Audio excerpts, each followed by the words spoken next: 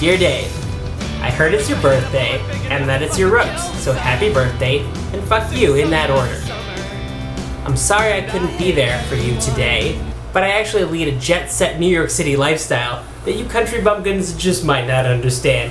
You see, during the day, I work in an office tower where I cut and paste information from one Excel file into a second Excel file.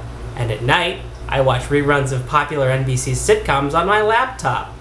That's why I've made this video for you. If there's one historical event that I hope tonight's events replays, it's that moment in the 2003 Iraq War when those protesters ripped down that statue of Saddam Hussein. You see, in this example, Dave, the statue of Saddam Hussein is your dignity, the protesters are your actions, and the Iraq War is your life. A pointless, artificial road that, like all other roads, leads to the mass grave. I got a question for you. What did the Iraq War and Kilgore's pub have in common? They were both contrived by historically illiterate, terrified white people. So to get back on track, for this video, I had actually produced like a lavish production for you, Dave. I had sketches, I had impressions, I had songs. I put a lot of work into this. And I saved it all into an external hard drive like you're supposed to. But it actually just so happens that this was the same hard drive that I was directly torrenting Uzbek horse porn onto from an unsecured library Wi-Fi, so that's what I get for trusting the library. Thanks, Obama. So all that's left now is like the first few seconds here and there of a bunch of different sketches. Trust me, they would have been hilarious. You would have felt both ridiculed and supported at the same time.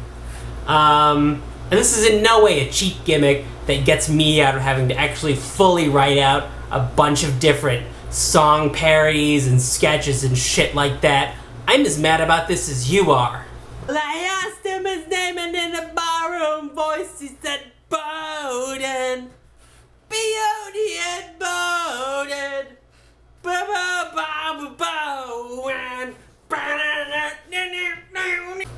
I bet you didn't know that Dave shares a birthday with some pretty big celebrities. The late Hank Williams Sr., the late John Ritter, and Alexander Ovechkin, just to name a few.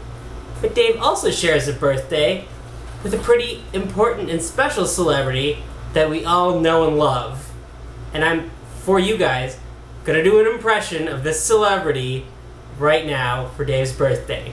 He is by far the most famous person that Dave shares a birthday with by population, and his name is the one, the only, you know him, you love him, the Indian comedian Suraj Venjaramudu.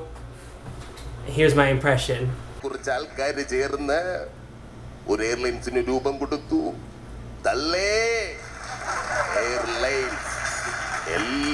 Timeless stuff. Got a real big shoe for you tonight. A real big shoe. That's Jay Leno. This is a list of the top 20 things that Dave Bogon looks like. Number 1, the first white guy to die in literally every World War I movie ever. Number 2, a carny who's in it just for the money. Number 3, those Victorian fetuses doctors kept in vats if said fetuses were capable of escaping and getting regrettable Sonic Youth tattoos. Number 4, a less attractive Kim Jong-un.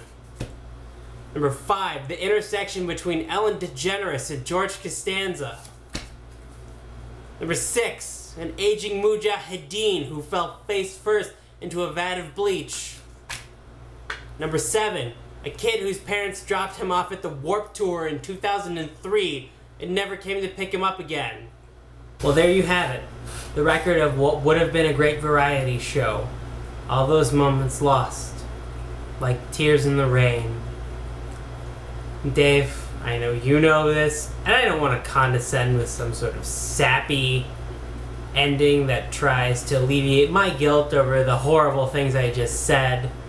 But obviously, we mock because we care. And Dave, you've made me cry only a handful of times, so that puts you in the top 5% of all the people I know. So best wishes. Baby, Stop talking, just go down, baby. Shit on my chest, shoot colors like a Care Bear. All year, see me tan, hopping out the van. You wasn't there, now you tryna